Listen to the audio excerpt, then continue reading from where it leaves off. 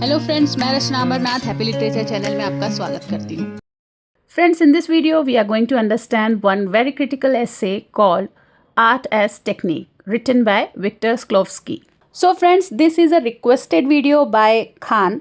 Khan, thank you so much for the topic. And just to let you know, from now I'll be randomly selecting topics from your comment section and making videos on them. So if you want your topic to be featured next, do comment below. Okay, now let's start. So basically what we're going to see in this video, what we're going to understand through this video, what Shklovsky means by art. Shklovsky का art से क्या मतलब है, art क्या होता है वो देखेंगे. Then what is defamiliarization, defamiliarization क्या होता है. Then why this essay is so important. Okay, we'll start by understanding who was Viktor Shklovsky. So he was a Russian literary critic and he belonged to a group called Russian Formalists. तो जो ये Russian formalist थे, इनकी एक ideology थी, मतलब एक उनका खुद का एक बिलीव था. ये लोग जो है लिटरेचर क्या कहता है उसमें इंटरेस्टेड नहीं थे. Okay, they were not interested in what literature says, मतलब उसका क्या मीनिंग होता है, ऑथर क्या कहना चाहता था, ये सब चीज़ों में वो लोग इंटरेस्टेड नहीं थे. वो लोग क्या कहते हैं, सबसे इम्पॉर्टेंट चीज़ होती है ये जानना कि लिटरेचर किस तरीके से लिखा गया है, किस आर्ट को यूज़ किया गया है लिटरेचर को लिखने के लिए. Okay, they asked what makes a text literary, what makes something art, मतलब एक ऑर्डिनरी राइटिंग से और एक लिटरेरी राइटिंग में क्या डिफरेंस है, उसे क्या अलग बनाता है, कोई भी चीज़ को आर्ट हम कैसे कहते हैं, आर्ट क्या है. तो ये सारी चीज़ों में वो इंटरेस्टेड थे, ना कि ये जानने में कि ऑथर क्या कहना चाहता है या फिर इस वर्क का क्या मतलब है. ये सब चीज़ों में वो लोग इंटरेस्टेड नहीं थे. So to understand this essay, first we'll need to understand what was the old belief. Means before Shklovsky, many people believed that art means thinking in images. Shklovsky के पहले जो भी थे वो लोग क्या सोचते थे कि जो आर्ट है वो एक्चुअली में आर्ट कैसा होता है, मतलब एकदम अच्छा कैसे बन सकता है जब हम इमेजेस को यूज़ कर सकते हैं. इमेजेस मतलब कोई फ़ोटो नहीं, जैसे कि अगर हमें लव को एक्सप्रेस करना है तो रोज़ का यूज़ होना. ठीक है, ये रोज़ क्या है, इमेज. अगर कुछ बुरा दिखाना है, डेथ को दिखाना है, डेथ के बारे में बात करना है तो नाइट का यूज़ होना या फिर डार्क कलर का यूज़ करना, तो ये सारे क्या है, इमेजेस हैं. तो श्लोव्स्की के पहले जो भी लोग थे वो ये सोचते थे कि ज़्यादा से ज़्यादा इमेजेस को यूज़ करेंगे उतना ही बेहतर वर्क लिखा जा सकता है, उतना ही बेहतर पोइट्री बनती है. So this idea was actually given by a critic named Alexander Potebnia. According to this belief, poetry uses beautiful images and these images make idea easy. अगर ये इमेज का यूज़ होता है पोइट्री में तो लोगों को चीज़ें समझने में, पोइट्री को समझने में आसानी होती है. Okay, actually this kind of art saves mental effort. As I said, love is shown as a rose. love को किस तरीके से, मतलब कैसे बताया गया, रोज के हेल्प से. then life is shown as a road.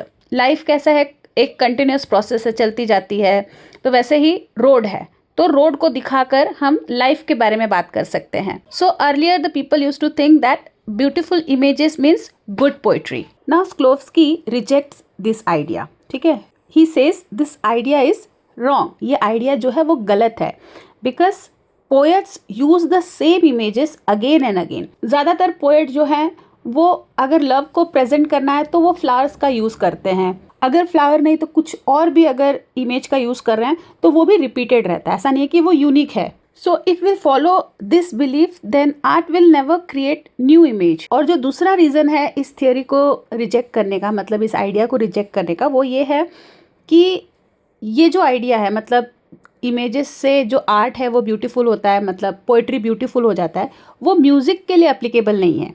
Music means arrangements of sound, arrangement of sound to create the combination of form, melody और rhythm. तो इमेजेस से म्यूज़िक नहीं बन सकता, आर्किटेक्चर नहीं बन सकता, या फिर एब्स्ट्रैक्ट आर्ट नहीं बन सकता. And he says if theory cannot explain all arts, because poetry, drama, music, architecture, abstract art, ये सभी चीज़ एक आर्ट के कैटेगरी में आता है. तो अगर ये आइडिया सभी आर्ट के लिए एप्लीकेबल नहीं है तो ये इनकम्प्लीट है. So here Shklovsky reject this idea. Which idea? That good images create good poetry. Then another idea which he rejects is art should be easy. This is called the law of economy. Means according to this principle, communication should be efficient. It should convey a message with the least possible effort for the reader or listener. मतलब writing ऐसी होनी चाहिए जो इतना easy हो कि वो easily लोगों को समझ में आ जाए, बिना ज़्यादा एफर्ट लगाए, बिना ज़्यादा एनर्जी लगाए. तो कई लोग ऐसे भी सोचते थे कि आर्ट जो है वो बहुत ही सिंपल होना चाहिए, इजी होना चाहिए, ताकि कोई भी उसे समझ पाए, ऑर्डिनरी पीपल भी उसे समझ पाए, कॉमन लैंग्वेज में होना चाहिए. Okay, so many thinkers believe that good writing should be easy. अच्छी राइटिंग कैसी होनी चाहिए? ईजी होनी चाहिए, सिंपल होना चाहिए. Language should save effort. जब हम कोई चीज़ पढ़ें तो उसमें ज़्यादा एफर्ट ना लगना चाहिए, कोई भी चीज़ हम ईजिली समझ जाए. Okay, understanding should be fast. But all this things work in daily communication, not in literature. Daily communication or any reports, instructions और news, ताकि लोगों को easily सब कुछ समझ में आ जाए. So Shklovsky says that this rule should not be applied to art. Art is not meant to be easy. Now we'll discuss the main idea of Shklovsky. We'll understand with the help of daily life. Okay, ये जो कहना चाहते हैं पहले हम example के through समझते हैं. See when we see the same things again and again, जैसे कि कोई रास्ता हो, हम रास्ता को रोज़ देख रहे, कहीं हम जा रहे, चाहे स्कूल ऑफिस कुछ भी हो, तो हम फर्स्ट टाइम थोड़ा सा अलर्ट रहते हैं. लेकिन जब हम उसी रूट से रोज़ जाते हैं तो हम ध्यान ही नहीं देते हम जा रहे हैं. ठीक है, हम अपने आप चले जाते हैं उस जगह पर. और ऐसे ही कोई भी चीज़ देख लो जो हम बार बार देखते हैं तो हम उसे नोटिस करना बंद कर देते हैं. चाहे वो कुछ भी हो, अपने घर में जो भी फर्नीचर है, कोई भी ऑब्जेक्ट है, फ्रिज है, टेबल है, तो हम उसे रोज़ एकदम अच्छे से प्यार से तो देखते नहीं है. जब फर्स्ट टाइम आया होता है नया, तभी सिर्फ देखेंगे, उसके बाद हम उसे नहीं देखते, उसे ऑब्जर्व नहीं करते. We actually act automatically. So you don't notice your chair, you don't notice your house, you don't notice your walking. This habit actually help us survive, but at the same time it makes life boring and empty. So here Shklovsky says that habit kills real experience. अगर हम poetry में या फिर कोई भी writing में same images को बार बार use करेंगे तो वो उसे बोरिंग बना देता है. जो रीडर है वो इतना इंटरेस्ट लेके उस चीज़ को नहीं समझेगा, या फिर वो एफर्ट नहीं लगाएगा, उसे सब कुछ इजीली समझ में आ जाएगा. और जो चीज़ इजीली हमें मिल जाता है उसमें कोई एक्साइटमेंट नहीं रहता, कोई इंटरेस्ट नहीं रहता. तो यहाँ पे Shklovsky वही कह रहे हैं कि अगर सिंपल लैंग्वेज को यूज़ करना है तो वो तो डेली कम्युनिकेशन के लिए, वो आर्ट के लिए नहीं है, वो पोइट्री के लिए नहीं है. अदरवाइज डिफरेंस क्या रह जाएगा आर्ट में या फिर ऑर्डिनरी राइटिंग में. तो ये सारी आइडियाज़ को रिजेक्ट करते हुए Shklovsky ने अपने आइडिया को प्रेजेंट किया, और वो आइडिया था डीफेमिलराइजेशन. डीफेमिलराइजेशन, फैमिलियर का opposite defamiliar. So Shklovsky says that the purpose of art is to break habit. Art का क्या पर्पस होना चाहिए? हैबिट को ब्रेक करना. वही सेम इमेजेस को हर बार नहीं पढ़ना, हर बार नहीं लिखना, बल्कि कुछ नया क्रिएट करना, उसे बोलते हैं art. So defamiliarization means making familiar things unfamiliar, making ordinary things look strange. अगर कोई भी चीज़ को हम रोज़ देख रहे हैं, सेम चीज़ को रोज़ देख रहे हैं, तो हमारा इतना ध्यान नहीं जाता. लेकिन उसमें कुछ चेंजेस आ गया या उसको कुछ बदल दिया गया तो उस पर तुरंत ध्यान जाता है. अगर नेबर्स हमारे घर पे रोज़ आ रहे हैं और किसी दिन हमने कलर कर दिया घर को, तो वो डेफिनेटली बोलेंगे अरे वाह कलर कर दिया, तुरंत उनका नज़र वहाँ पे जाएगा. ऐसे ही कुछ पैकेजिंग होता है. कोई भी प्रोडक्ट्स हम खरीदते हैं, मतलब सेम प्रोडक्ट्स को हम बार बार खरीदते हैं, लेकिन अगर उसका कुछ पैकेजिंग चेंज हो गया तब भी हमारा ध्यान उस पर चला जाता है. या फिर फ़ोन को देख लो, अगर फ़ोन का बैक कवर चेंज होकर आता है, नया मॉडल आ जाता है, तब भी हम उस पर, हमारा ध्यान वहाँ पर चला जाता है. तो यहाँ पे Shklovsky वही समझाना चाहते हैं कि फैमिलियर थिंग्स को अनफैमिलियर करना. His famous line is art makes the stone stony. Stone क्या होता है? एक हार्ड मिनरल है, सब्सटेंस है, ठीक है. और स्टोनी क्या है? वो जो उसका हार्डनेस है, जो क्वालिटी है, उसे हम स्टोनी कहते हैं. तो आर्ट जो है हमें स्टोनी को फील करवाता है, मतलब जो स्टोन का हार्डनेस है उसे फील करवाता है. सिर्फ पहचान नहीं करवाता बल्कि उसे फील कराना चाहिए. So art makes us feel the stone, not just recognize it. So he actually teaches us how art work. Art कैसे काम करता है. ईजी लैंग्वेज में कोई भी वर्क को लिखना उसे आर्ट नहीं कहते. इनफैक्ट डिफ़िकल्ट लैंग्वेज में लिखना उसे आर्ट कहते हैं. कैसे?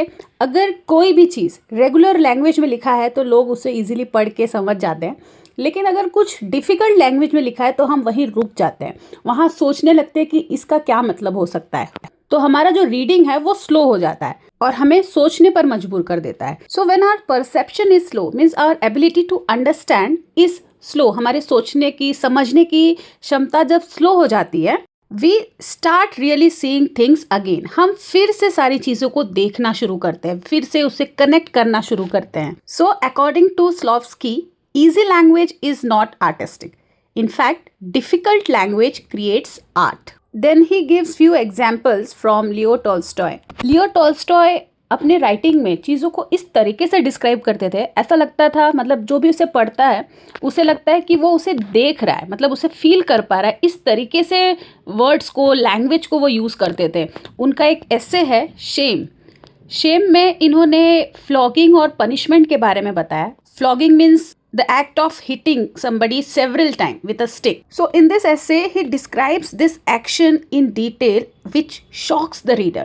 मतलब उसे जब कोई पढ़ेगा तो उसके सामने वो पूरी क्रुएलिटी जो है सामने दिखाई देने लग जाएगी। बोलते हैं ना, रोंगटे खड़े हो जाने वाला लैंग्वेज है उनका। तो इसे कहते हैं आर्ट्स। फिर इन्होंने लियो टॉल्स्टॉय के नॉवेल का एक और एग्जाम्पल दिया है, वॉर एंड पीस। यहाँ पे टॉल्स्टॉय ने ओपेरा को डिस्क्राइब किया है। ठीक है, ओपेरा क्या होता है? एक ड्रामेटिक प्ले फॉर्म है, मतलब ड्रामा होता है जिसमें जो स्टोरी है वो म्यूजिक के फॉर्म में बोला जाता है। ठीक है, तो यहाँ पे टॉल्स्टॉय ने नॉर्मल ओपेरा को एकदम एबनॉर्मल तरीके से प्रेजेंट किया।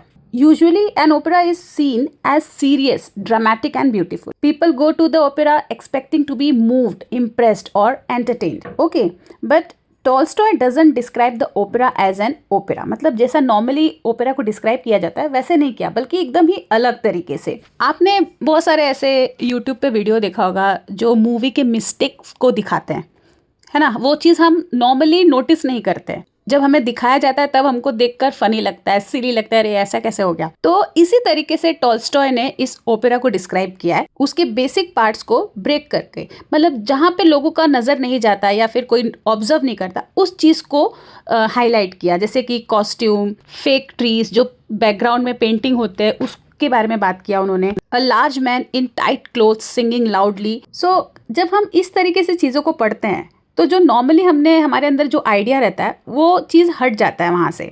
The opera suddenly doesn't seem beautiful और moving, it seems strange, awkward and even little silly. It is just people pretending in front of painted background under bright light. So this kind of technique is known as defamiliarization. ठीक है, इसी को बोलते हैं defamiliarization.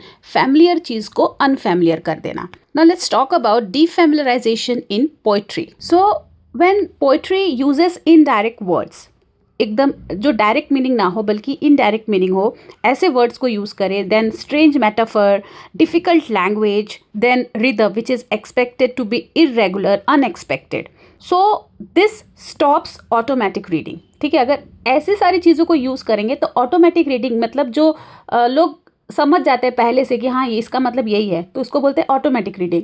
तो ये जो है बंद हो जाता है अगर हम कुछ डिफरेंट, कुछ अलग सा यूज़ करते हैं. Okay, now let's conclude this.